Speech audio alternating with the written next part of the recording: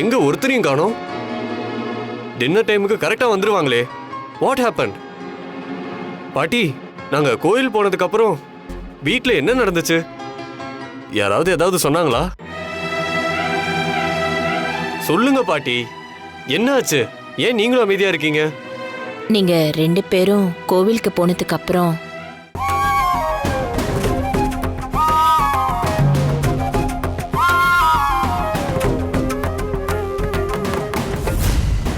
பவி, முதல்ல அவங்க சாப்பிடட்டும். வா, நம்ம அப்புறம் சாப்பிடலாம். சரி பாட்டி. அத்தை, வாப்பா. எதுக்காக எழுந்திருக்கிறீங்க? உட்காருங்க. உன்னையும் தான் பவி, உட்கார். ஏமா, அன்னைக்கு உங்களை விட்டுட்டு சாப்பிட போனதுக்கு தான் அப்படி சத்தம் போட்டீங்க. இப்ப எதுக்காக நாங்க வந்ததும் எந்திரிக்கணும்? உட்காருங்க, சேர்ந்தே சாப்பிடுவோம்.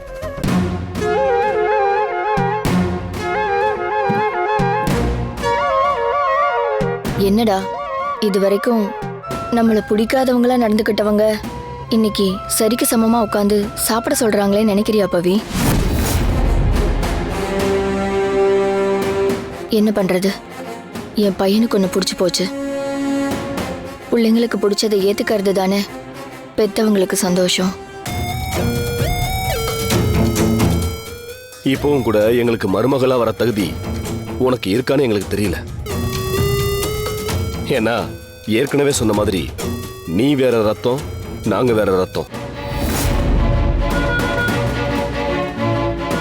எங்க சொந்த ரத்தமே இந்த வித்தியாசத்தெல்லாம் பார்க்காதப்போ நாங்க மட்டும் எதுக்கு வீம்பு பிடிக்கணும்? அதான் யோசிச்சு பார்த்தோம். அவன் விருப்பப்படியே நடக்கிறதுக்கு விட்டுறதுன்னு முடிவு பண்ணிட்டோம்.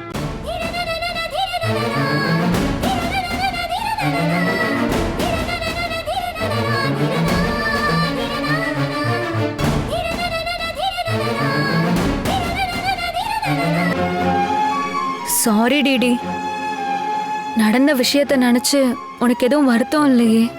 எப்படி இல்லாம போகும்? வருத்தம் எல்லாம் இருக்குதா. ஆனா இது மட்டுமே என் வாழ்க்கை இல்லையே.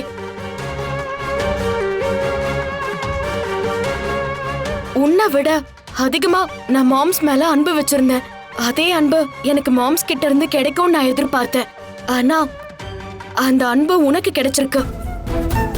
இந்த விஷயத்துல நான் அன்லக்கின்னு ஃபீல் பண்றதை விட நீ ரொம்ப லக்கின்னு நினைச்சிட்டு மூவ் ஆன் பண்ண வேண்டியதுதான். பிராக்டிக்கலா யோசிச்சா அதான கரெக்ட்.